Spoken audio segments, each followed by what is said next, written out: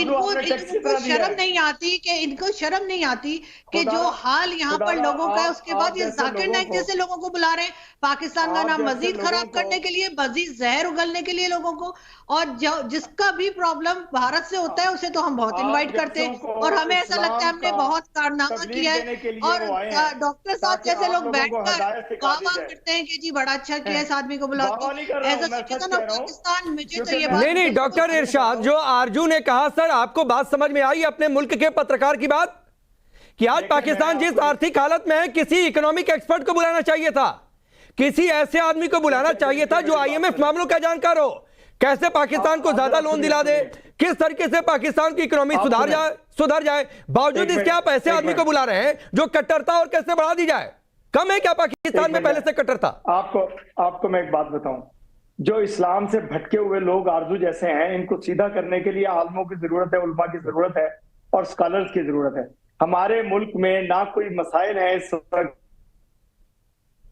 ना बेरोजगारी है, ना हमारे मुल्क में महंगाई पूरी दुनिया में आई है और हमने इस पे काबू पा लिया। दूसरी बात ये कह रही थी आईएमएफ से हमें लोन भी मिल गया और आईएमएफ के हमारी पहले, जैसे मैं ये कह रहा हूं कि आरजू जैसों को इस्लाम में लाने के लिए और इनको सिखाने के लिए, जो भटके हुए लोग हैं आरजू जैसे, उनको सीधा करने के लिए हम आलिम और स्कॉलर्स को बुलाते हैं ताकि इनको हिदायत दें और इनको समझाया जा सके कि इस्लाम बड़ा खूबसूरत दीन है, बहुत प्यारा मजहब है हमारा। हम लोग प्यार और मोहब्बत सिखाते हैं, हम जंग जदल और दहशतगर्दी जिस तरह हिंदुस्तान सिखाते हैं। मुस्लिम होने के लिए आपका सर्टिफिकेट नहीं चाहिए डॉक्टर साहब? सर्टिफिकेट मैं आपको नहीं कह रहा हूँ कि आप गैर मुस्लिम है, मैं ये कह रहा हूँ आप जैसों को थोड़े से भटके हुए जो लोग हैं उनको हिदायत देने के।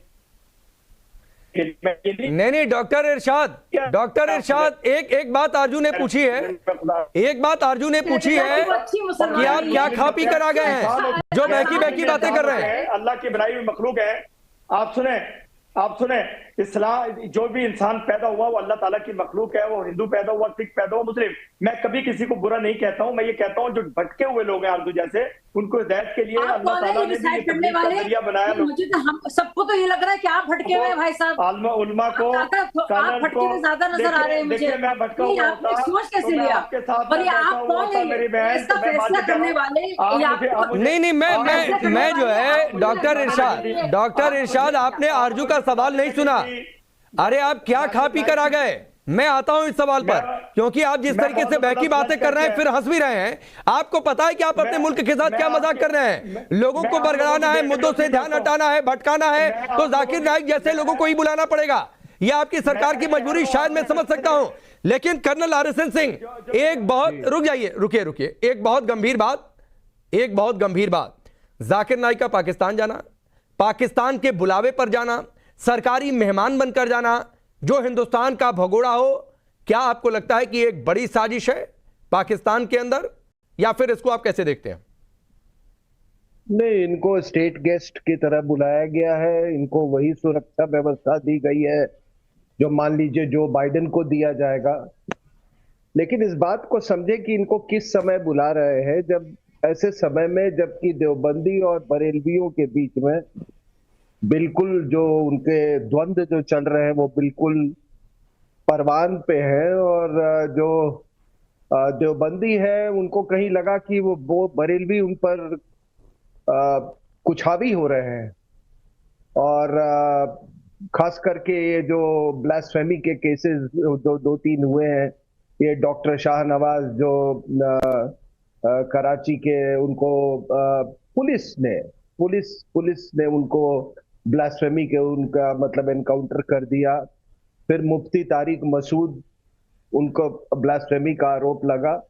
तो कहीं पे इनको लग रहा है कि ये जो देवबंदी है वो उन पर बरेलवी हावी हो रहे हैं, और ये जो पूरी ग्राउंड जो है, ये रिलीजियस ग्राउंड जो है, आप समझ लीजिए कि वहाँ की जो फौज है वो इस रिलीजियस या मजहबी ग्राउंड को ये तैयार करती है। तो ये जो ये कह रहे थे कि उन्होंने भारत के खिलाफ क्या किया, आपको मालूम है कि जब वो भारत में ये अपने सरमन्स देते थे तो उस समय इस्लामिक स्टेट का जो फिनोमिनन था पूरे अपने परवान पे था, और उस समय ये आदमी सेक्स स्लेव्स और निकाह हलाला को जस्टिफाई करता था।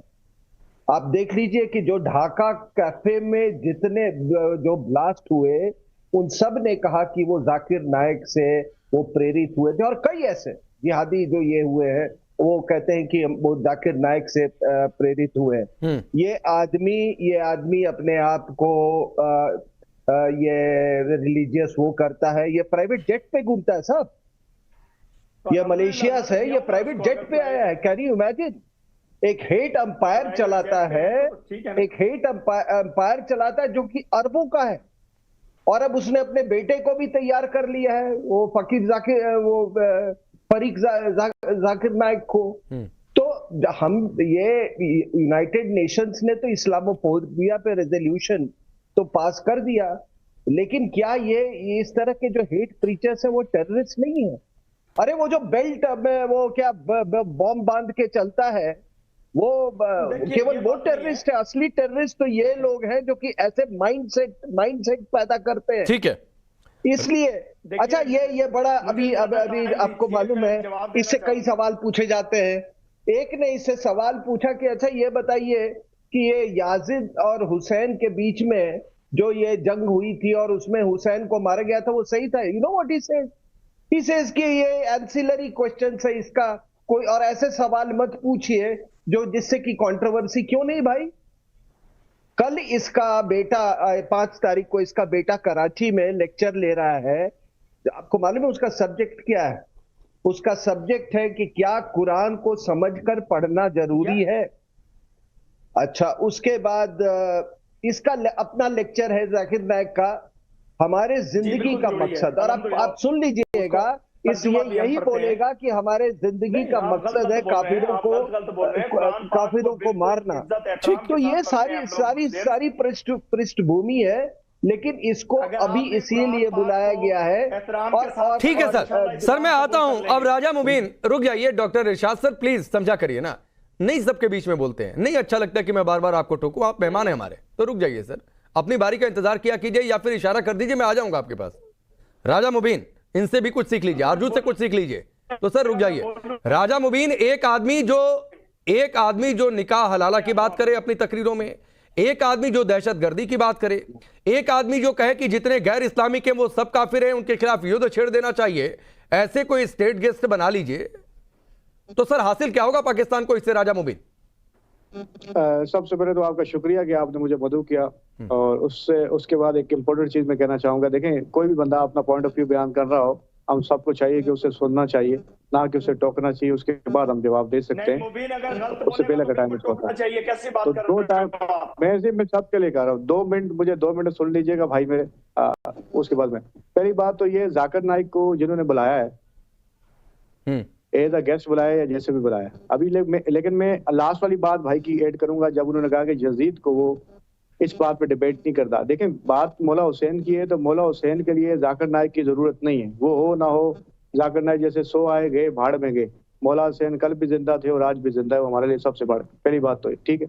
दूसरी बात, जाकिर नाइक को पाकिस्तान में आप कह सकते हैं 70% पॉपुलेशन पसंद नहीं करती, ठीक है, सिर्फ 30% लोग पसंद करते हैं। 70% मैं 100% कह रहा हूँ, ये वो लोग पसंद करते हैं जो गलत लोग हैं, और हम उनको पसंद नहीं करते। उनकी आइडियोलॉजी मैं अपनी पर्सनल बात करूंगा, मैं उनकी आइडियोलॉजी से बात नहीं करता, मैं उनकी आइडियोलॉजी को नहीं पसंद करता, इसमें कोई जबरदस्ती में उनकी आइडियोलॉजी पसंद। हाँ, गवर्नमेंट ने बुलाया, इस तरह की बात करेंगे।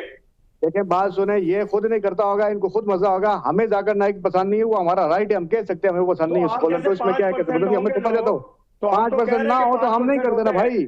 हमारी, मैं अपनी रेगुलेशन का मालिक हूँ, मुझे मेरे अल्लाह ने पैदा किया है, मुझे मेरे अल्लाह ने पैदा किया है, मुझे इख्तियार दिया हुआ, मैं किसको पसंद करूँ ना करूँ ना भाई। जरूरी तो नहीं है कि आपकी तरह मैं नून लिख की चाटता रहूँ, चाट के वही बात करूं जो नून लिख कह रही है। मेरे में तो वो बात नहीं है ना, मैं वो बात करूंगा जो राइट बात है, मैं गलत बात तो नहीं करूंगा। आप चाटते हो किसी के जूते। अगर कोई बंदा ऑन द स्टेज इतने बड़े लेक्चर के अंदर बैठ के मौला हुसैन के खिलाफ बात करेगा, तो हम तो उसको टक्कर देंगे हर तरह से। बात कर रहा था, उसकी बात आपने सुनी।